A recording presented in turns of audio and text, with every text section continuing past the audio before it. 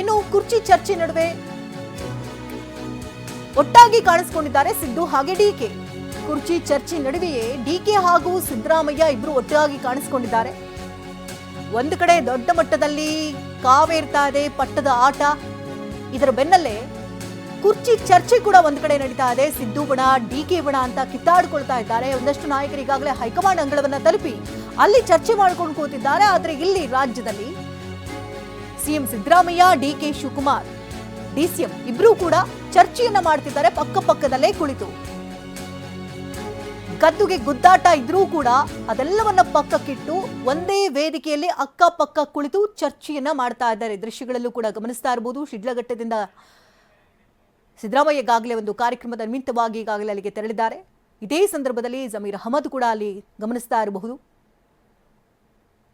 DK Shivakumar ಹಾಗೆ CM Siddaramaiah ಒಂದೇ ವೇದಿಕೆಯಲ್ಲಿ ಇಬ್ರು ಕೂಡ ಆಸೀನರಾಗಿದ್ದಾರೆ. ಅಕ್ಕಪಕ್ಕದಲ್ಲೇ ಕುಳಿತು ಚರ್ಚೆಯನ್ನು ಮಾಡ್ತಾ ಇದ್ದಾರೆ. ಇನ್ನು ಪಟ್ಟದ ಅಧಿಕಾರ ಹಸ್ತಾಂತರ ವಿಚಾರ ಈಗಾಗಲೇ ರಾಹುಲ್ ಗಾಂಧಿ ಅಂಗಳವನ್ನ ತಲುಪಿರುವಂತಹ ಬೆನ್ನಲ್ಲೇ ನಾಳೆ ಇಬ್ಬರು ನಾಯಕರನ್ನ ದೆಹಲಿಗೆ ಕರೆಸಿ ಮಾತುಕತೆ ಚರ್ಚೆ ನಡೆಸಬಹುದಾದಂತಹ ಸಾಧ್ಯತೆ ಕೂಡ ದಟ್ಟವಾಗಿದೆ. ಒಂದು ಕಡೆ ಅಧಿಕಾರ ಹಸ್ತಾಂತರದ ವಿಚಾರ, ಪಟ್ಟದ ಆಟದ ವಿಚಾರ ಮತ್ತಷ್ಟು ಬಿಸಿಯಾಗ್ತಾ ಇದೆ. ಇದರ ಬೆನ್ನಲ್ಲೇ ಇಲ್ಲಿ ಕೂಲಾಗಿ ಸಿಎಂ ಸಿದ್ದರಾಮಯ್ಯ ಹಾಗೆ ಡಿಸಿಎಂ ಡಿಕೆ ಶಿವಕುಮಾರ್ ಒಂದೇ ಕಾರ್ಯಕ್ರಮದ ವೇದಿಕೆಯಲ್ಲಿ ಕಾಣಿಸಿಕೊಳ್ತಾ ಇದ್ದಾರೆ. ಡಿಕೆ ಬಣ ಕೂಡ ಅಲ್ಲಿ ವೇದಿಕೆಯಲ್ಲಿರುವುದನ್ನು ಗಮನಿಸ್ತಾ ಇದ್ದೀವಿ. ಹಾಗೆ ಸಿಎಂ ಸಿದ್ದು ಬಣ ಕೂಡ ವೇದಿಕೆಯಲ್ಲಿ ಆಸೀನರಾಗಿದ್ದಾರೆ.